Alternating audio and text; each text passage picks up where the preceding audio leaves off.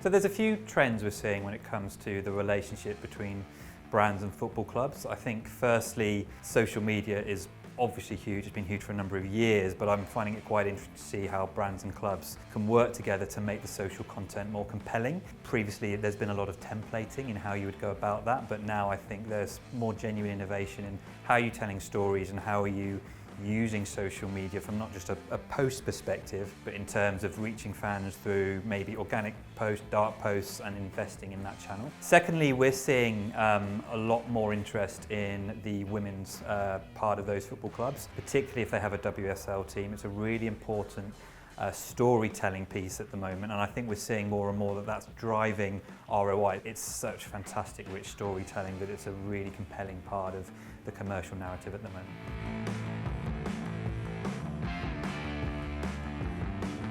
So we're using data at Fuse to help brands invest with football clubs in a few different ways. The first way is when it comes to selection of who to sponsor. It really allows us to segment between what could from the outside look to be quite similar football clubs, but through the use of data and through our human analysts as well, we can find the right football clubs to invest for the right brand challenge. Secondly, data is really allowing us to prove to clients just how effective their investments are. And this is increasing in terms of its power every year, but at the moment, we can now much more accurately show a client what their return on sponsorship investment is, all the way from the LED boards, all the way back to social media and beyond. And that's only increasing in its power as we move forward.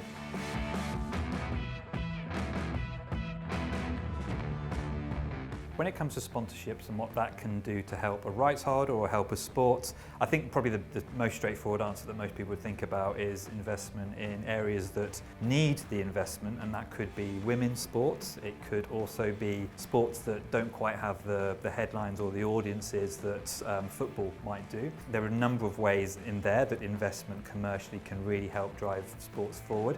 Looking beyond that, there's also really interesting campaigns out there at the moment that are helping the sports and the rights holders engage with audiences, and that's because brands at the end of the day, a lot of them are great storytellers, and they have amazing creative departments that enable them to speak to fans on their level. And through the brands we work with at Fuse, we're seeing lots of really good examples of how brands are helping rights holders connect with their fans in really powerful ways.